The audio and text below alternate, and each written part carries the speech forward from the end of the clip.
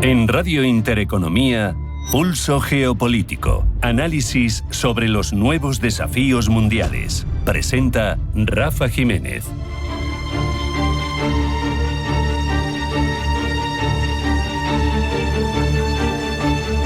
Bienvenidos al Pulso Geopolítico de Intereconomía, en el que miramos hacia el segundo intercambio de rehenes derivado de la tregua firmada en torno al conflicto de Gaza entre Hamás e Israel, porque sabemos, es un hecho, que los enemigos de Israel en toda la región se han visto gravemente debilitados durante los 15 meses de guerra, y sabemos que está en ciernes, está en proceso de conseguirse uno de los objetivos planteados por Israel con esa ofensiva, porque han comenzado a llegar a casa los rehenes tras su cautiverio en Gaza. Y además, para Israel se alinean los astros debido a esa llegada de Donald Trump a la Casa Blanca, un apoyo más que relevante para el cuestionado primer ministro de Israel.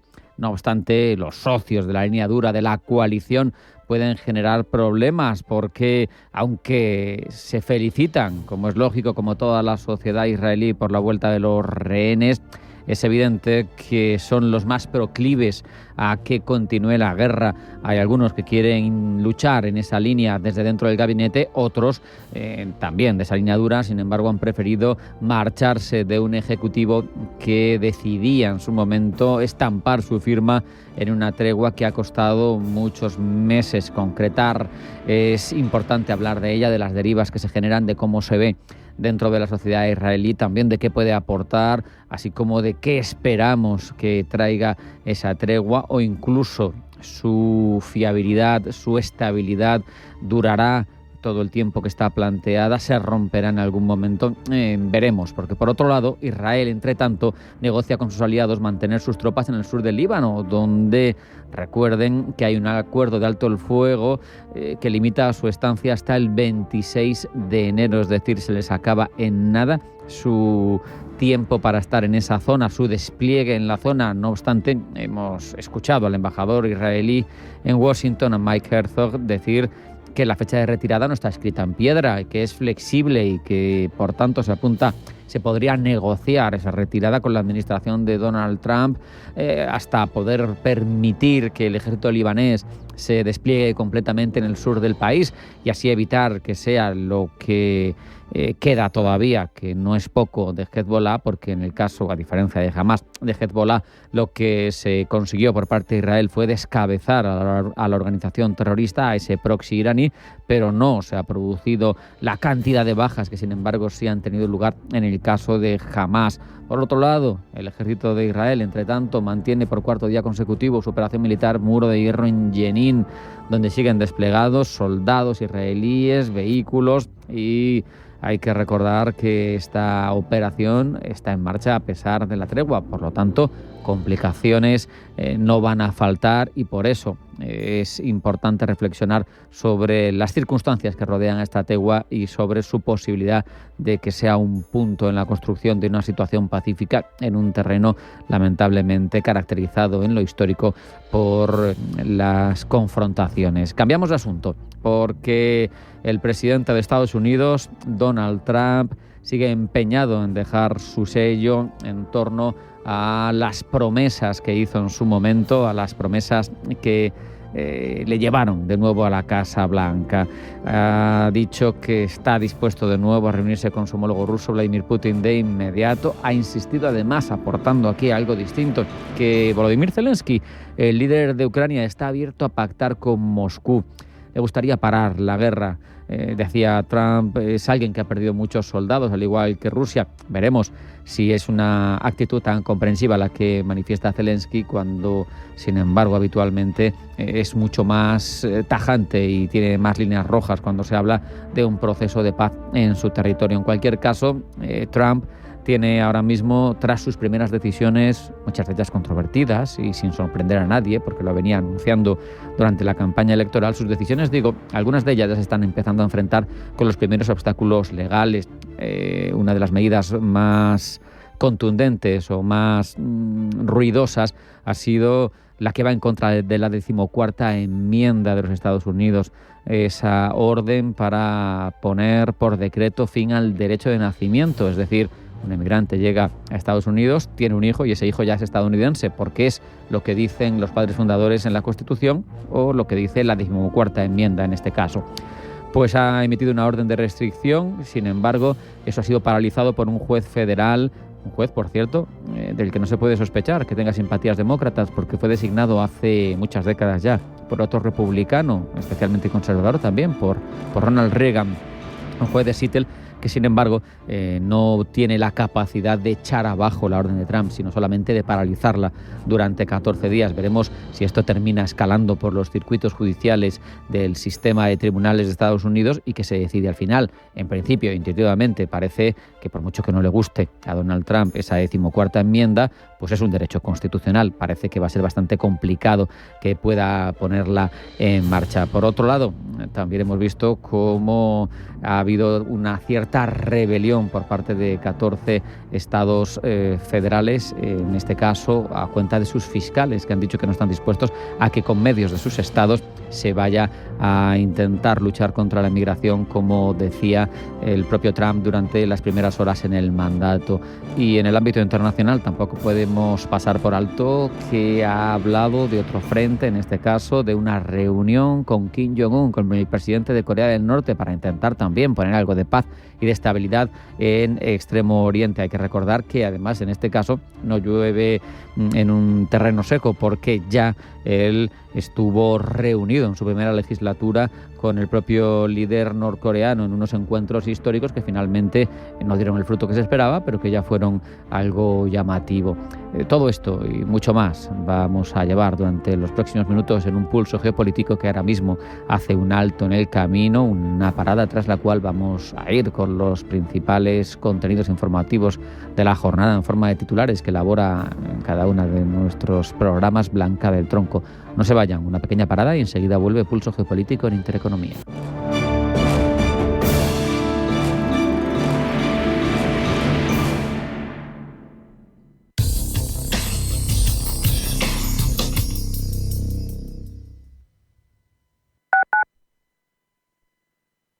Los viernes a las 10 de la noche tienes una cita con otro gato, El Gato Gourmet.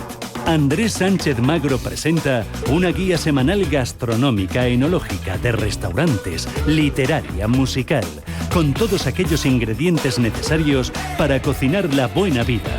El Gato Gourmet, los viernes a las 10 de la noche aquí, en Radio Intereconomía. Intereconomía, 30 años contigo. Intereconomía, 30 años con la información económica más profesional y precisa. 30 años de experiencia, misma filosofía, siempre con la actualidad económica. Intereconomía, 30 años de rigurosidad informativa. La radio de los negocios. Intereconomía, 30 años contigo.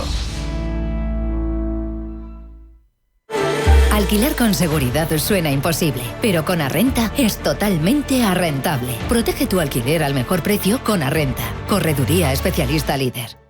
Atención inversor, únete al club de inversión de Grupos Eneas. Estamos especializados en la compra, reforma y venta de inmuebles y otros activos, ofreciendo rentabilidades muy atractivas. Coinvierte con nosotros. 91 639 0347. Grupos Eneas, tu aliado en la inversión.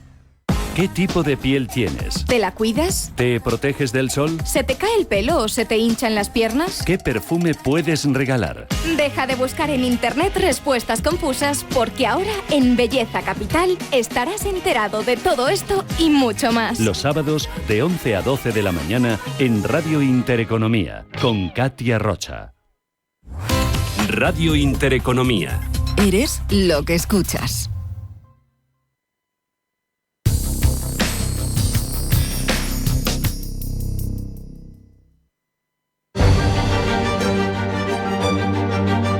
En Radio Intereconomía, Pulso Geopolítico. Presenta Rafa Jiménez. Vamos con los titulares de las noticias más importantes de esta jornada que elabora Blanca del Tronco. Blanca, bienvenida, buenas tardes. Buenas tardes. Concluye el foro de Davos con la intervención de Kristalina Georgieva y de Christine Lagarde. La presidenta del Banco Central Europeo, Christine Lagarde, y la directora gerente del Fondo Monetario Internacional, Kristalina Georgieva, han debatido sobre las perspectivas económicas para 2025 en la jornada de cierre de este foro económico. Hamas publica este viernes la identidad de los rehenes que va a liberar mañana. A falta de 24 horas de que empiece el segundo intercambio de rehenes por presos palestinos en el marco del alto el fuego en Gaza, está previsto que hoy Hamas publique la identidad de las nuevas 4 mujeres que confirmó que liberará, mientras que Israel prepara también la lista del nuevo grupo de presos palestinos que excarcelará también el sábado. Israel, entre tanto, dispara a sospechosos cerca de sus hogares en Gaza. El ejército israelí ha anunciado que ha disparado de forma preventiva a sujetos sospechosos que presuntamente de milicias palestinas que se han aproximado a sus tropas desplegadas en la franja de Gaza, pese al alto el fuego acordado la pasada semana entre el movimiento de resistencia islámica e Israel. Naciones Unidas, entre tanto, confía en que Israel y Hezbollah cumplirán el acuerdo que tienen ante rumores que surgen sobre una moratoria de la presencia del ejército israelí en Líbano. Naciones Unidas reafirma su confianza en que todas las partes respeten el alto el fuego cuando quedan apenas 3 días para que expire la tregua que debía poner fin a los combates entre el partido milicia chií libanés Hezbollah y el ejército israelí, que establece la retirada de este último del sur del Líbano. Nos vamos hasta Estados Unidos porque Donald Trump viaja hoy a Carolina del Norte y a Los Ángeles. El presidente estadounidense Donald Trump inicia sus primeros viajes como mandatario con una visita expresa a Carolina del Norte y Los Ángeles para ver las zonas afectadas por el huracán Helene y los últimos incendios, y terminará la jornada en Nevada para agradecerle el voto a los electores de ese estado. Y terminamos de vuelta en Europa, donde hay elecciones presidenciales en Bielorrusia. Millones de bielorrusos votan por anticipado en unas presidenciales con resultado predeterminado: la victoria del último dictador de Europa, Alexander Lukashenko, con unas elecciones tachadas ya de farsa por la oposición y Occidente.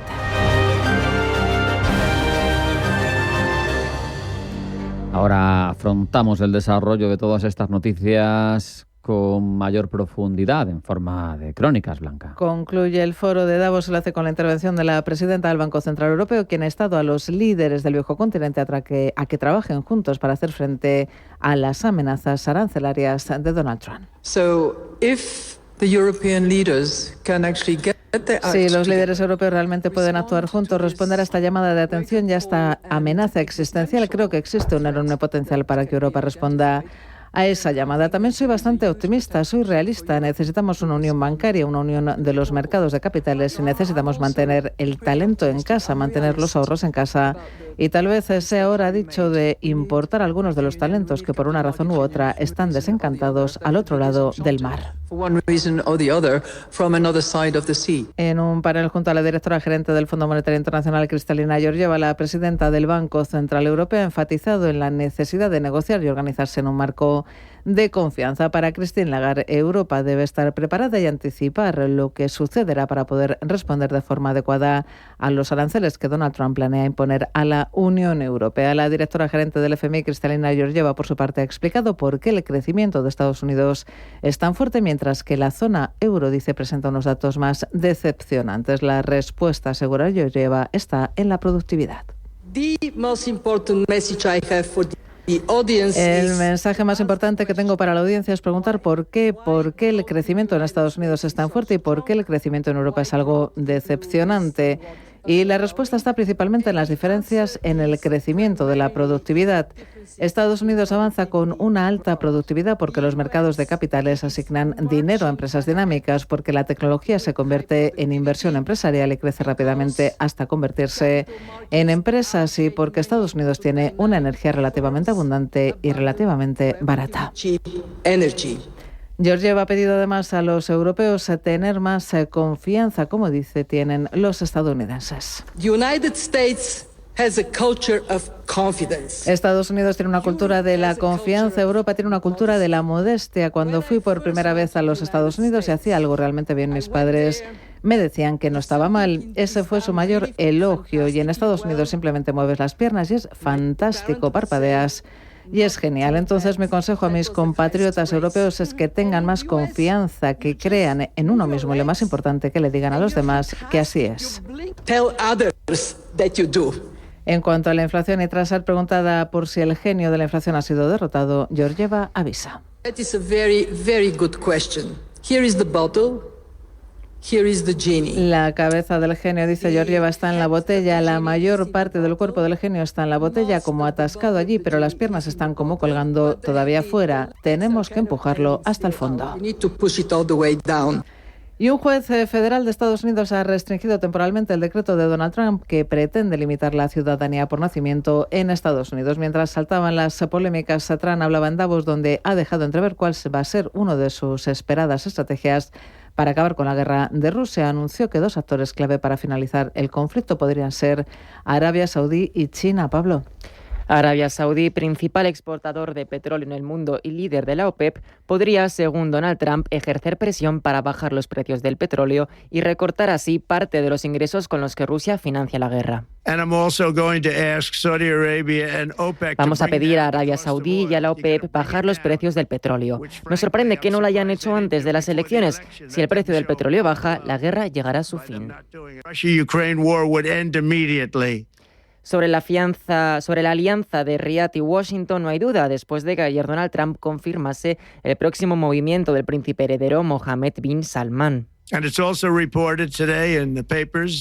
como hoy anunciaban las primeras noticias, Arabia Saudí invertirá $600.000 millones en América. Y esto no es todo. Le diré al príncipe heredero que lo suba a 3 trillones, algo que seguramente hará porque tenemos muy buena relación. Sobre la postura de China hacia Rusia, sin embargo, hay más dudas, a pesar de que Donald Trump dijese que Pekín podría ayudar a acabar la guerra. Presidente Xi Jinping siempre me ha gustado mucho. Siempre tuvimos muy buena relación. Ojalá China pueda ayudarnos a detener la guerra, en particular con Rusia y Ucrania. Ellos tienen un gran poder sobre esta situación y trabajaremos con ellos. Ya lo mencioné durante mi conversación telefónica con el presidente Xi Jinping. Con suerte podremos trabajar juntos y detener esto.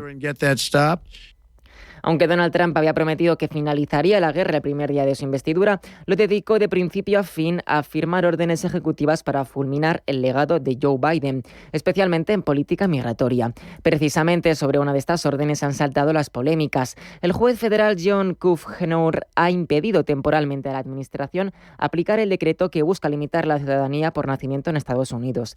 El fiscal general de Washington, Nick Brown, se ha hecho eco de la inconstitucionalidad del decreto. Esta orden obliga efectivamente a los estados a prepararse para el día en que entre en vigor. Tiene un impacto ahora y, lo que es más importante, ha creado una nube de incertidumbre para los niños que nacen aquí y en Seattle, en todo Washington y en todo el país. Por lo pronto, prosigue el fiscal, la restricción de la orden tendrá una duración de 14 días, momento en el que, si el gobierno quiere implementar el decreto, se tendrá que recurrir a los tribunales.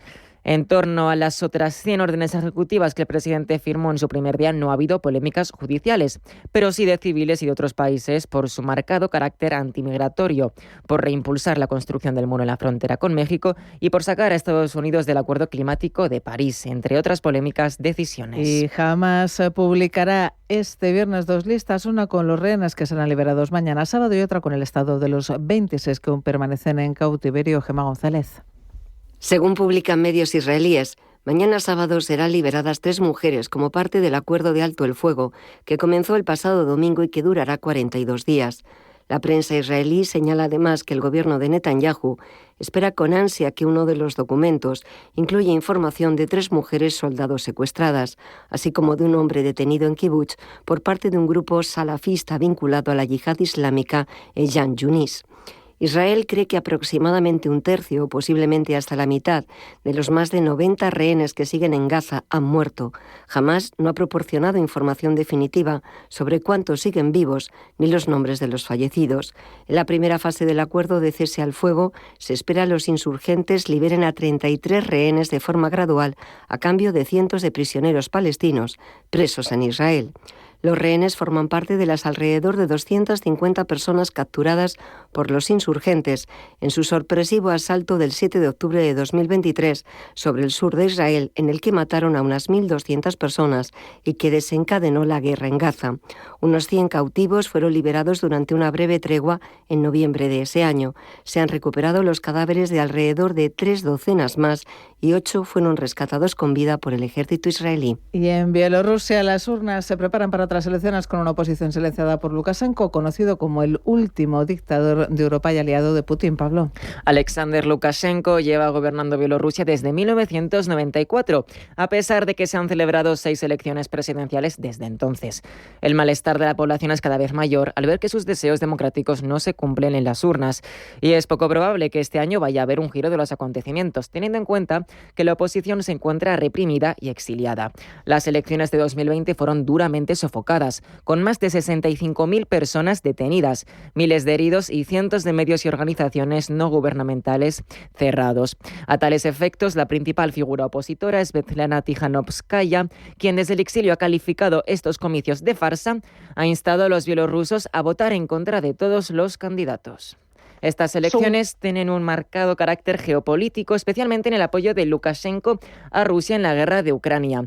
La relación entre el Kremlin y el gobierno bielorruso es simbiótica, ya que Lukashenko, conocido como el último dictador de Europa, se ha mantenido en el poder gracias a las ayudas y el apoyo político de Putin. Mientras, Lukashenko ha permitido que Rusia use su territorio para la invasión de Ucrania en 2022 y ha aceptado el despliegue de armas nucleares tácticas rusas en Bielorrusia. Svetlana Tikhanovskaya, que ha acudido a Davos, ha declarado que la caída del régimen de Bielorrusia supondría la caída de Putin. Consideren a Bielorrusia no solo como un problema, sino también como una oportunidad para presionar a Putin. Porque Bielorrusia, con nuestra sociedad consolidada, está ahora reprimida, sí, con represiones constantes, pero es el punto más débil de Putin, es la cadena más débil para Putin. Así que ayudar a los bielorrusios a recuperar nuestro país y a conservar la democracia en Bielorrusia impondrán a Putin las mayores sanciones de la historia. Por lo pronto, en una resolución adoptada este miércoles, el Parlamento Europeo ha reclamado a la Unión Europea, a sus Estados miembros y a la comunidad internacional que rechace las próximas elecciones presidenciales en Bielorrusia del 26 de enero por considerarlas una farsa.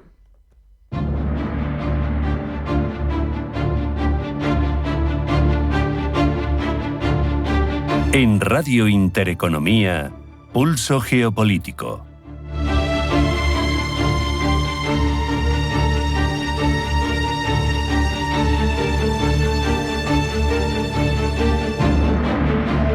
Vamos a ver cómo nos plantean las principales cabeceras internacionales la realidad que está sucediendo a lo largo y ancho del mundo. Repaso de cabeceras que elabora Pablo Iannone. Pablo, bienvenido, buenas tardes. Buenas tardes. The Times of Israel nos transmite su visión sobre cómo se desarrollará el acuerdo sobre el alto el fuego y la toma de rehenes de Gaza y por qué es tan precario.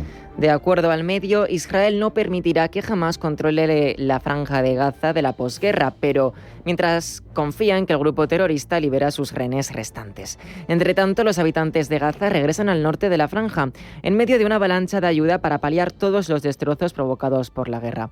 Su regreso ha sido un punto complicado en las negociaciones, dice el medio, ya que Israel ha exigido durante mucho tiempo el control sobre el movimiento de los palestinos para garantizar así que Hamás no envíe armas de vuelta al norte de Gaza, cerca de las comunidades israelíes. Será este sábado que los palestinos que entren por la carretera costera norte-sur podrán entrar sin registros. En las próximas semanas, prosigue The Times of Israel, se prevé abrir otra ruta al tráfico peatonal, esta vez también sin inspección. Y el fiscal de la Corte Penal Internacional, Karim Khan, pide el arresto de 2 afganos talibanes. Son penalmente responsables de perseguir niñas y mujeres afganas, así como personas que los talibanes consideran que no se ajustan a sus expectativas ideológicas de identidad o expresión de género. ¿Y qué nos cuenta The Guardian sobre esta noticia? Según los expertos legales, es la primera vez que el fiscal construye un caso sobre crímenes sistemáticos contra mujeres y niñas. También es un raro momento de reivindicación para los activistas afganos, que en los últimos 3 años se han sentido a menudo abandonados por la comunidad internacional, incluso cuando la opresión de los talibanes se agravó. Uno de los principales activistas, exmiembro del Parlamento afgano, Sukriya Barakzai, ha dicho en las siguientes declaraciones de las que The Guardian se hace eco. Este anuncio histórico, dice, es un mensaje contundente de que no se debe tolerar la impunidad por las violaciones flagrantes de los derechos de las mujeres en Afganistán ni en ningún otro lugar del mundo. Prosigue Sukriya, estamos profundamente agradecidos a todas nuestras hermanas afganas que han trabajado incansablemente para que este momento llegue a buen puerto. The New York Times nos cuenta que los rebeldes del del M23, el grupo armado de la República del Congo, han tomado el control de una ciudad al este del país africano. Se trata de la ciudad de Minova, que supone una ruta de suministro clave para la capital provincial, Goma, enclave fronterizo con Ruanda y Uganda. El M23 o Movimiento 23 de Marzo es un grupo armado, nos cuenta The New York Times, que está integrado por miembros de la etnia Tutsi que se separaron del ejército congoleño hace más de 10 años. Desde su resurgimiento en 2022, el M23 ha seguido ganando terreno en el este de la República Democrática del Congo.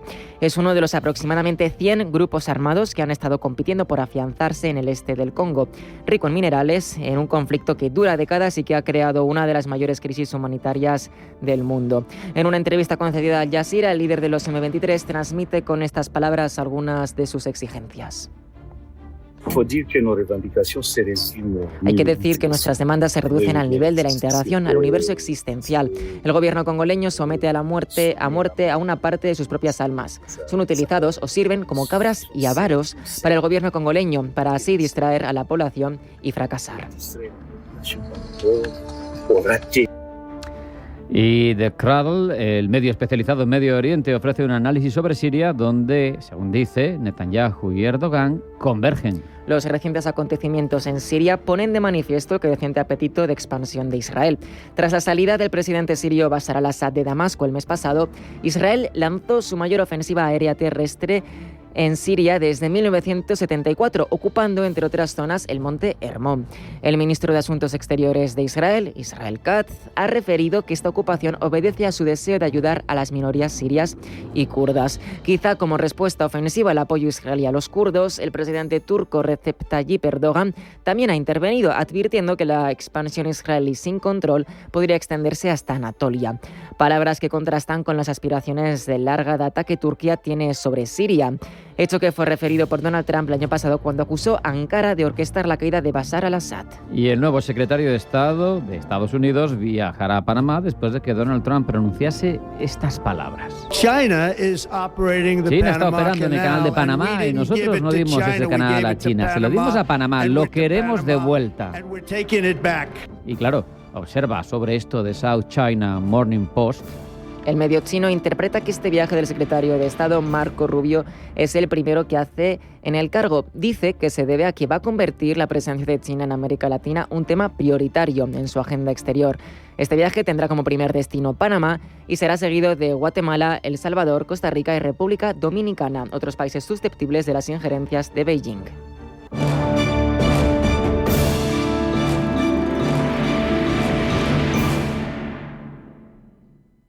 ¿Buscas vehículo de renting para tu empresa? Alquiver.es. Todo lo que necesitas en una sola cuota y sin sorpresas. Deja la movilidad a Alquiver y preocúpate por tu negocio. Visita alquiver.es. Solo querías llegar a casa, no ser objeto de acoso.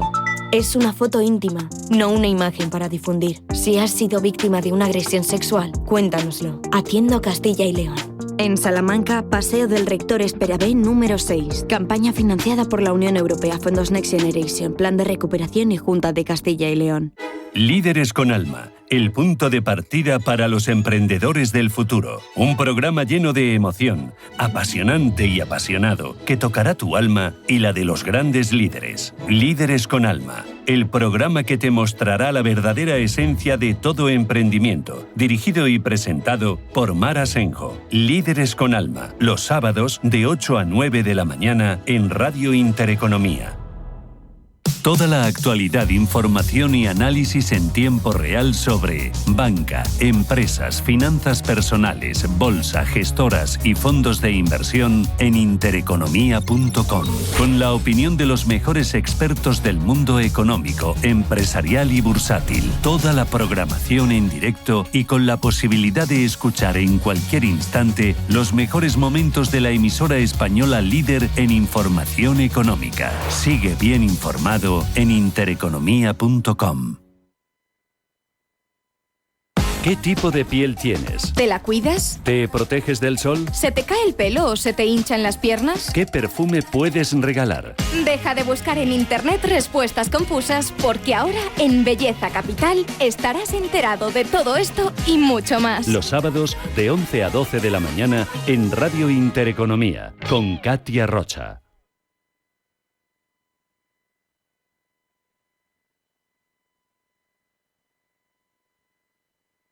Si nos escucha, tiene el dial de su receptor en una de las emisoras de Radio Intereconomía.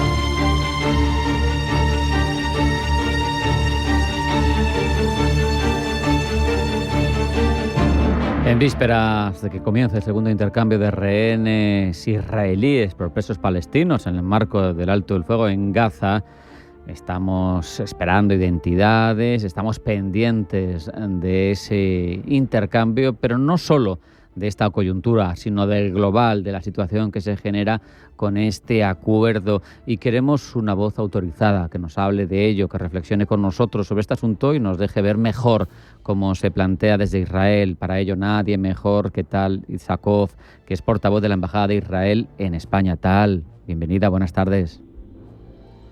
Hola, muchas gracias. Buenas tardes y gracias por la oportunidad.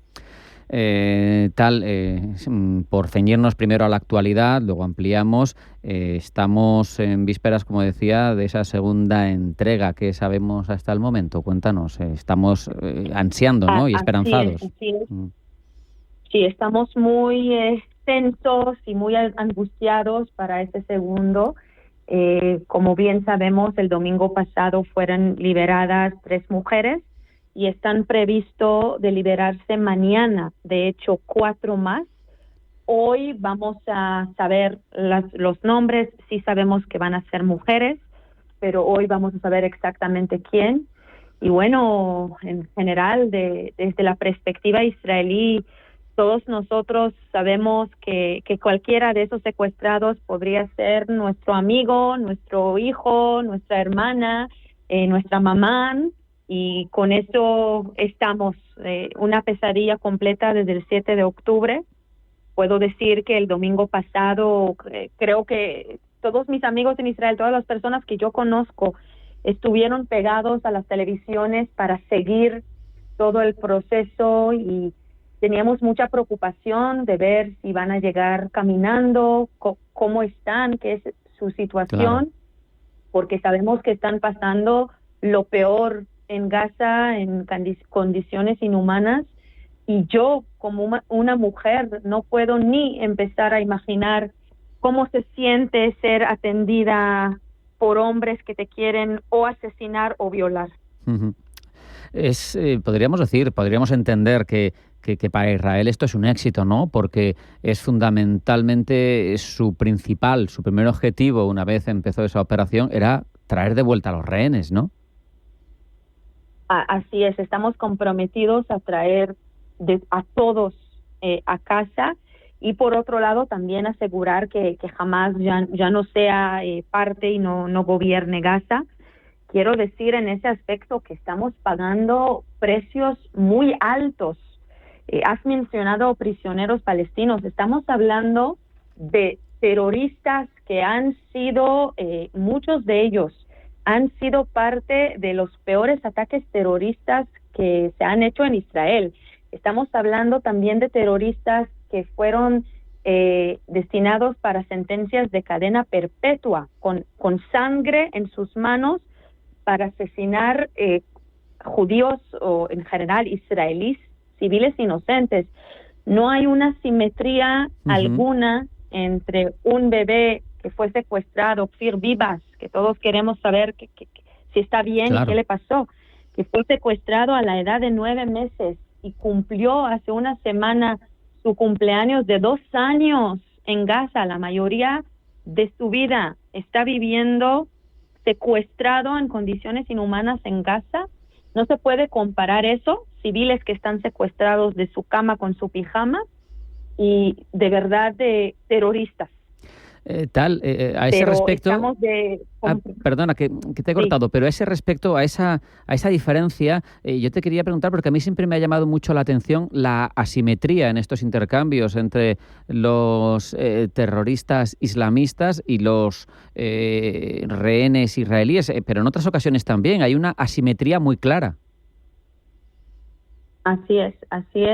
y desafortunadamente estamos negociando, no sé si se puede utilizar esa palabra, pero estamos negociando con los peores terroristas en este mundo, y eso contiene todo, el terrorismo psicológico que hemos visto como todo este tiempo desde el 7 de octubre están publicando videos que muestran a los secuestrados en sus condiciones físicas y emocionales inhumanas en Gaza, por un lado. Hemos visto el domingo pasado, de hecho, ellos violaron el acuerdo antes que empezó. Uh-huh. Tenían que entregar a Israel ya el sábado pasado a las 4 de la tarde la lista de las 3 secuestradas liberadas, y no lo hayan hecho hasta el domingo. Así que entendemos con qué estamos enfrentando, y es verdad, también cabe mencionar que muchos terroristas, o sea, se ve a nivel estadística que regresan después a actividad terrorista. De hecho, Yahya Sinwar, que era la cabeza detrás de la brutal masacre terrorista del 7 de octubre, fue liberado en aquel acuerdo que hemos hecho para liberar al soldado secuestrado Gilad Shalit. Uh-huh. Por eso digo que son precios muy altos, y creo que ningún ciudadano israelí le agrada escuchar que están liberando el asesino de su hermano o de su hermana, pero somos un país que valora la vida humana más que cualquier cosa, y al saber que podemos salvar a nuestros hermanos y hermanas y nuestros amigos, que otra vez podría ser cualquiera de nosotros, porque lo que han hecho es infiltrarse a casas y secuestrar ciudadanos de sus camas, o hacerlo en una fiesta de jóvenes que estuvieron bailando. Uh-huh. Todos entendemos que es nuestro compromiso moral traer a todos. Hablabas de 2 compromisos en tu respuesta, traer de vuelta a los rehenes y seguridad. ¿Qué garantías puede obtener Israel para garantizar su seguridad tras la tregua, teniendo en cuenta que el interlocutor no es ni siquiera un Estado, es un grupo terrorista? Así es. Ahora nuestro objetivo principal es traer a todos a casa, y estamos enfocando en eso. Estamos comprometidos al acuerdo. Obviamente esperemos que Hamás lo cumple y no empieza otra vez con su terrorismo psicológico. Y por otro lado, yo diría de manera paralela, vamos a tener que hacemos para definitivamente eliminar y realmente asegurar que ya Hamás no gobierne en Gaza. Uh-huh. Porque obviamente que no vamos a poder aceptar una realidad donde tenemos todavía una amenaza así en nuestra frontera. Claro. Aquí ¿qué papel espera Israel que jueguen los actores internacionales en el proceso? En general, me refiero, puedes aludir a cualquiera, al Estados Unidos de Trump, a la Unión o a las monarquías sunitas del Golfo Pérsico que nunca han tenido un papel demasiado activo y a lo mejor podían ser garantes de que no se desarrolla un escenario terrorista ni violento después de que termine la tregua, no sé. Sí, por el momento estamos enfocados paso por paso y en esta fase. Y bueno, obviamente que vamos a tener que cooperar con organizaciones internacionales, con otros países, con otras, obviamente, más adelante. Ahora tenemos que garantizar que Hamás cumple con su acuerdo, y esperamos poder recibir esa lista de secuestradas liberadas el día de hoy. Y bueno, también hay que hablar en general, ¿no? No nada más sobre el terrorismo de Hamás con nosotros, ¿no? Con el Estado de Israel, sino también con su propia gente, porque esos terroristas se están escondiendo permanentemente dentro de su población civil, están colocando toda esa infraestructura terrorista en colegios, en mezquitas, en edificios de casas privadas, en hospitales. Lo están haciendo, están robando ayuda humanitaria de su propia gente, están asesinando a su propia gente. Hemos visto esos videos que están circulando en esos últimos días también en las redes, y creo de verdad que Hamás es peligro definitivo, no nada más para Israel y para el mundo occidental, sino en general también para los propios palestinos. Así que espero que también en la Franja de Gaza van a poder liberar del gobierno de Hamás y también en el aspecto educativo, ¿no? Creo que también eso es muy importante porque en esos momentos, cuando ellos estudian en general, y es algo que lo estamos viendo ya años, hasta en las escuelas están realmente no reconociendo el Estado de Israel. En los libros de texto están haciendo ejercicios de matemática, contando y sumando terroristas y judíos muertos. Y obviamente que una condición básica es poder reconocer el otro lado. Así que también educación, cuando hablamos sobre el día después, la educación es muy importante. Y bueno, hablando de organizaciones internacionales, hemos visto que las 3 mujeres que fueron liberadas el domingo pasado estaban también retenidas en instalaciones de la ONU en Gaza. Así que otra vez más estamos viendo cómo Hamás hace uso en realidad en esos recintos. Y bueno, esperamos a la condena de la ONU a todo eso, que se niega a condenarlo. Supongo que la posición de Israel respecto de la desmilitarización de Gaza, una vez termine todo o terminara todo, es un elemento fundamental, ¿no? Un pivote que no tiene discusión ni negociación, ¿no? No vamos a permitir una amenaza en nuestra frontera. Y hemos escuchado también desde el 7 de octubre que Hamás promete repetir la masacre del 7 de octubre una y otra vez. Lo dice en voz clara. De hecho, también estamos escuchando esas voces desde entonces y todo el tiempo. Y obviamente que una realidad así no se puede permitir bajo ningún concepto. Entonces tendrán que tomarse medidas para prevenir futuros ataques desde Gaza de este tipo, ¿no? Así es, eso también es parte obviamente del plan, poder garantizar la seguridad de Israel y te digo más, en el día 7 de octubre Hamás habrá una guerra que no hemos empezado, que no hemos querido empezar. En teoría, si hubiera dicho ya en su momento, rindo mis armas, ya no represento una amenaza para Israel, libero a los secuestrados, esa guerra al parecer podría terminar en ese mismo día. Pero desafortunadamente esa no es la realidad y estamos enfrentando los peores terroristas en este mundo, haciendo lo mejor que podemos hacer, tanto para poder liberar a nuestros civiles secuestrados y por otro lado garantizar que ya otro 7 de octubre como ese no pueda pasar desde ninguna frontera. Claro, por eso también quizá Israel intenta mantener sus tropas en el sur del Líbano, ¿no? A pesar de que caduca el 26 ese acuerdo previo, pero es fundamental porque si no ha podido extenderse el ejército del Líbano por esa zona para garantizar la seguridad, se quedaría un vacío y una zona de inseguridad permanente, ¿no? Bueno, de hecho, desde el 7 de octubre estamos enfrentando con un anillo de fuego alrededor de Israel de diferentes frentes, obviamente todo liderado, apoyado por Irán. Y sí, estamos haciendo todo lo que se puede para poder realmente permitir la calma y proteger a nuestros ciudadanos, porque al final objetivos de esos cohetes, de esas infiltraciones, son los ciudadanos israelíes. Y también en ese momento cabe mencionar en general que en Israel no todos los ciudadanos son judíos. Claro. Estamos hablando del 75% de la población que es judía y todo el resto son ciudadanos de diferentes religiones y grupos étnicos que obviamente todos viven juntos en el marco de un país democrático y el terrorismo no distingue a los ciudadanos de Israel.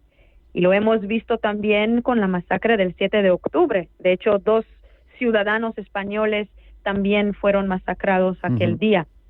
Así que creo que la batalla de Israel en ese sentido sirve a cada país democrático. Pues mandando deseos de que termine todo de forma positiva para esas víctimas, para esos rehenes y que se alcance la paz en la zona de una vez por todas. Solo podemos agradecerte, Tal Itzhakov, portavoz de la Embajada de Israel en España, tu presencia con nosotros. Un abrazo, hasta la próxima, Tal. Muchas gracias a ustedes, un abrazo y que escucharemos buenas noticias y shalom.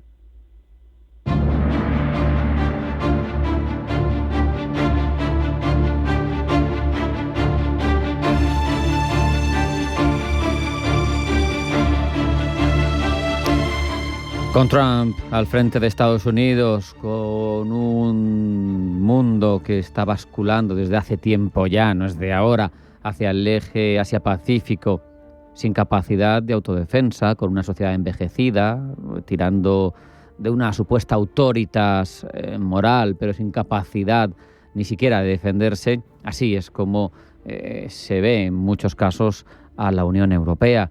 Y ¿tiene algo que hacer? ¿Tiene capacidad de responder y de cambiar eso? ¿Qué pasos debería dar para que eso cambie? Se lo preguntamos a Enrique Fojón, que es analista del Centro para el Bien Común Global de la Universidad Francisco de Vitoria. Enrique, bienvenido, buenas tardes. Buenas tardes. Enrique, ¿cómo afecta o cómo puede afectar a la estrategia de la Unión Europea esa percepción de un Estados Unidos que se va plegando, que es aislacionista o que se presume aislacionista bajo la presidencia de Donald Trump? ¿Cómo afecta a la estrategia de la Unión Europea? Vamos a ver, lo primero que hay que ver es si la Unión Europea tiene una estrategia, si es un sujeto geopolítico o qué tipo de sujeto es, ¿no? Hay una sinergia de tipo geopolítico que cambia el mundo.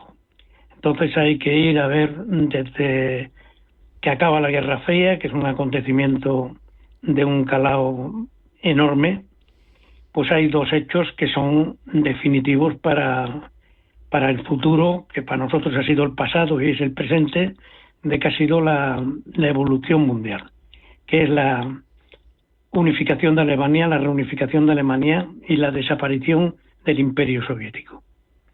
Esto ha tenido hasta nuestros días pues una evolución que ha metido una sinergia geopolítica muy fuerte en toda esa zona, que muchas veces no ha coincidido, yo diría que con una narrativa política muy diferente de lo que estaba pasando.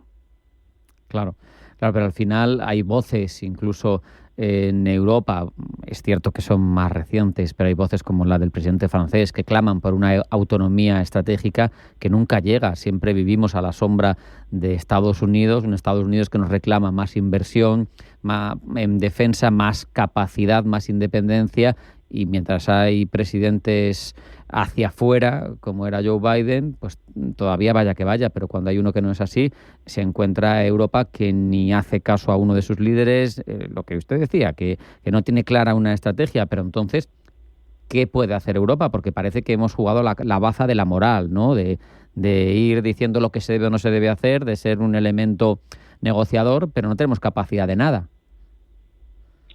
Vamos a ver, es que no hay que confundir dos hechos.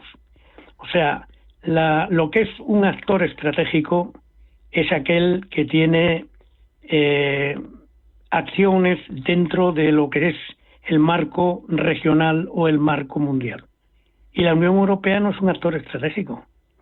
Se ha venido desde hace meses, desde hace años, pocos años, sobre todo por Macron, ha hablado de la autonomía estratégica. Para tener autonomía estratégica hay que ejercer el poder en el ámbito tanto regional como en el ámbito mundial. Y el poder se compone de 4 factores. Está la diplomacia, que más o menos se hace, está la información de todo tipo, está el poder militar y el poder económico y tecnológico. Y eso tiene que tener una capacidad de actuación que la Unión Europea, por su propia constitución, porque no es un actor estratégico, no lo tiene.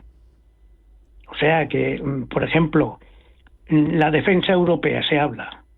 ¿Y cuál es el instrumento de la defensa europea? Claro. Está delegado en la OTAN, desde luego. Sí. A efectos prácticos. Pero es que es otra cosa. Claro. Totalmente de acuerdo. Es que no se puede confundir lo que es una alianza, que habría que ver desde un punto de vista teórico y demás, si esa alianza continúa, porque claro, cuando uno se refiere a la alianza, pues es la definición de Tucídides, ¿no? Entonces, lo que es muestra del poder americano que hay en Europa. Europa no se ha empeñado, a no ser aquello de Gaulle, del arma atómica, es que no lo tiene ni en el proyecto. O sea, que yo no estoy diciendo que lo tenga, pero claro, que después no se comporte como lo que no es, o no quieren que se comporte. Que el poder militar, la tal Unión Europea no tiene poder militar. ¿Cuáles serían entonces los pasos que usted cree tendríamos que dar para pintar algo en el concierto internacional desde la Unión Europea? Hombre, la Unión Europea, vamos a ver, yo le hablo ahora mismo del G7. ¿Y quién forma el G7? Que es una organización que es muy variable, que se está moviendo. Sí. Pues está Estados Unidos, Canadá, el Reino Unido y 3 de la Unión Europea, que son Francia, Alemania e Italia. Sí. Y la Unión Europea está de secretaria. Quiere decir, ¿quién ejerce el poder? ¿La Unión Europea o el G7? Ya. Y los países que están, por ejemplo, como es Francia, en el Consejo de Seguridad de las Naciones Unidas, pues tiene más caché, por decirlo de alguna manera, que tiene la Unión Europea, que no está. O sea, que hay que ver, todo esto hay que verlo desde un punto de vista histórico, ver cómo ha ido avanzando, ver la recuperación de Alemania, la reunificación a dónde ha llevado, ver la nueva versión de la Unión Soviética llamada Rusia, que es un remedo, pues ganas de sustituir a los zaristas. En fin, es un tema que no se puede reducir a nada, o sea, no se puede explicar reduccionistamente. O sea, hay que tener claramente de qué se trata. Ese acercamiento que tenía Vladimir Putin en la primera década del 21, que decía que por raíces cristianas, que decía que por historia, que tenía que haber una suerte de entendimiento, no necesariamente una unión supranacional entre la Unión Europea y la Rusia que él presidía, en su opinión, ¿habría tenido algún sentido en ese momento? ¿Habría tenido sentido esa unión dando a la Europa, no ya Unión Europea, sino a una Europa más global, un peso en el concierto internacional, o habría sido una celada? Los acontecimios históricos hay que verlos de una manera muy objetiva. Yo antes he dicho que en los años entre los 80 y los 90 ocurren 2 hechos de una trascendencia histórica enorme. Que hay una frase de Vladimir Putin que lo dice, que es la reunificación de Alemania y la disolución de la Unión Soviética. Y ahí se forma un nuevo mapa que no tiene nada que ver muchas veces con la narrativa que tiene eso. ¿Quién ha sido hasta ahora, empleando una época de paz, el líder de Europa? Alemania. Y Alemania, después de la caída del muro y antes, ¿qué practica? La Ostpolitik. Y la Ostpolitik es acercarse al este, a la parte rusa, y Rusia pues le retribuye con energía barata. O sea, cuando se habla del Nord Stream 2, ¿qué diseño es el Nord Stream 2? Es un oleoducto, es un gaseoducto subterráneo, pero el diseño es geopolítico. Pero a su vez... No sé si me explico. Sí, se explica perfectamente, y es un punto de vista muy interesante que nos hace plantearnos precisamente la realidad y el peso de lo que está sucediendo en Europa y de quién manda en Europa, desde luego. Pero es cierto, yo entiendo lo que usted nos dice, mientras Alemania tiene 119 bases de Estados Unidos en su territorio. y tiene almacenadas armas nucleares estadounidenses en su territorio, no propias, pero estadounidenses. Entonces ahí hay una tensión que yo no sé muy bien cómo se ha podido gestionar desde esa Alemania, ¿no? Porque por un lado viene siendo simplemente un instrumento de Estados Unidos desde el 45, por otro ha tenido ese acercamiento que usted nos contaba, y es el corazón, motor, locomotor, a lo que queramos decir, de la Unión Europea. ¿Cómo casan esos tres conceptos, o esas tres realidades? Pues hay que tener un poco de imaginación. O sea, el hecho de que Alemania, cuando tiene que renovar los aviones para lanzar las bombas nucleares tácticas, que según la OTAN tiene que hacer la Alemania con el apoyo de Holanda, pues hay un pequeño detalle que diseñan un avión europeo, pero el americano, en el momento que se empiezan a poner las cosas raras, le hace comprar el F-35. Uh-huh. O sea que hay que estar muy atento a lo que está pasando. Entonces, hay un hecho que no se habla mucho. O sea, ¿por qué Rusia ataca a Ucrania? En el 22, vamos. Sí. En el 23. No, en el 22, sí. En el 22, ¿por qué lo ataca? Porque no tiene disuasión de Occidente. Claro. Si tuviera disuasión de Occidente, la disuasión tiene la capacidad militar más la voluntad de emplearla. Rusia sabe que no tiene voluntad Occidente y actúa en consecuencia. ¿Habría que haber tenido una respuesta más contundente o haber tenido una amenaza previa más contundente, Enrique? No, haber tenido pues una política diferente. Lo que pasa es que hay una narrativa muy fuerte, porque no cabe duda que estamos en una época de conectividad enorme, de la parte de ideas, de idioma, de todo lo demás, que crea un ambiente. Entonces el político, cuando va a actuar, pues se encuentra con eso como si fuera un telón que no puede coger, ¿no? Y cuando ese equilibrio mal llevado se rompe, como es por el ataque ruso, pues Houston, tenemos un problema. Es curioso, yo no sé si capto bien la idea de este argumento, pero se me ocurre al escucharle que en la estrategia de seguridad nacional española no aparece ni una vez la palabra enemigo. Aparecen muchos eufemismos, se habla de estabilidades y inestabilidades, de qué escenarios, pero enemigo no aparece ninguna vez. Y quizá... Pero en España no tenemos cultura estratégica. Es un hecho que está ahí, o sea, no es ni bueno ni malo. O sea, que es una cosa que está ahí, no hay cultura estratégica.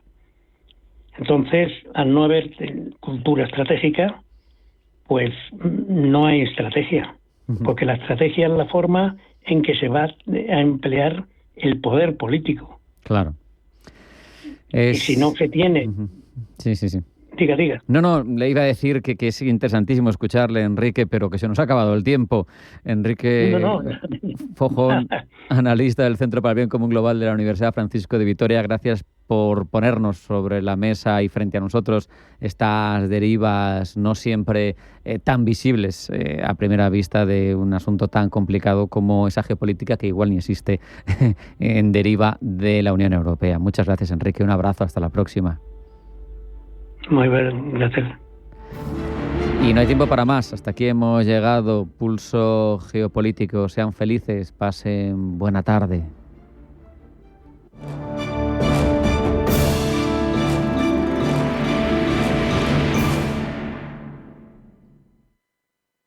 Invertir con cabeza tranquiliza tu corazón.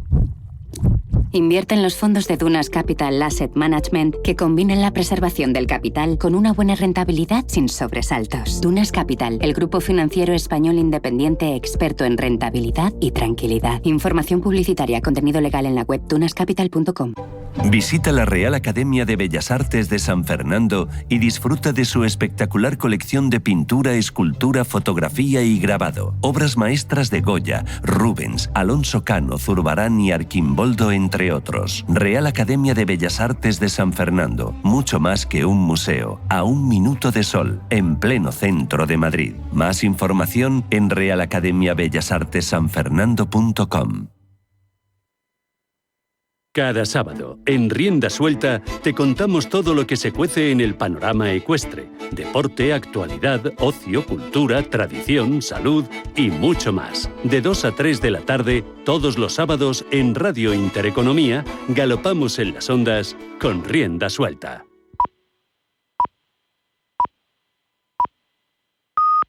Radio